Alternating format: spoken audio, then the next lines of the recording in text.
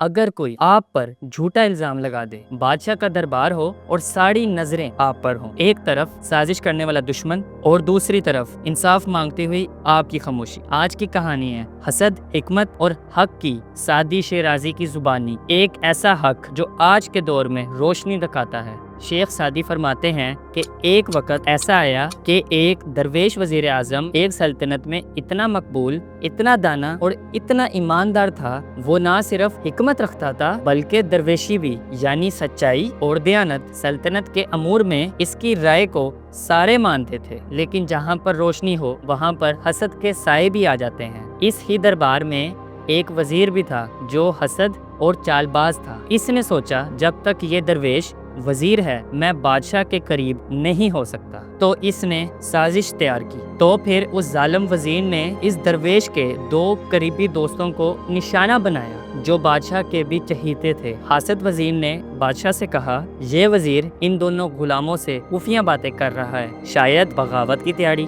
بادشاہ نے پہلی بار بات کو تو ٹال دیا، لیکن ایک دن جب سارے کے سارے دربار میں تھے، درویش وزیر نے ایک غلام کی طرف دیکھا تو وہ غلام نے مسکرا دیا۔ بس تو پھر حسد وزیر فوراً سے بولا، بادشاہ سلامت، یہ اشارے، یہ توہین سلطنت ہے۔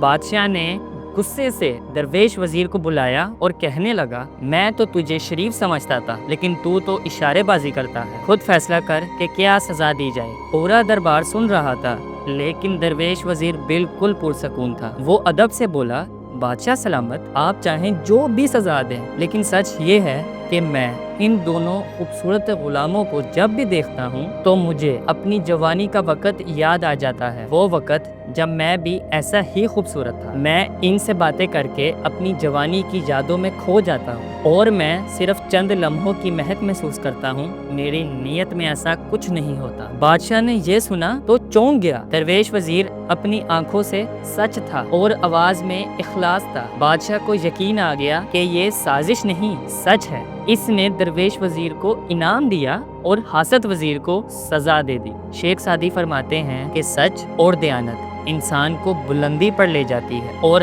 حسد، سازش ہمیشہ ہی رسوا ہوتی ہے۔ تو پھر بادشاہوں کو بھی چاہیے کہ کسی بھی تحقیق کے بغیر کسی پر بھی الزام نہ لگائیں، کیونکہ کبھی کبھی وہ خاموش نگاہیں کسی یاد کا اشارہ ہوتی ہیں، نہ کہ کوئی بغاوت۔ اگر آپ کو لگتا ہے کہ سچ آخرکار جیتتا ہے تو کمنٹ باکس میں لکھیں کہ حق ہمیشہ غالب ہے۔ تو اگر آپ ایسی سچ کہانیاں سننا چاہتے ہیں تو اس چینل کو سبسکرائب بھی کیجیے اور اپنی رائے سے ہمیں لازمی آگاہ کیجیے۔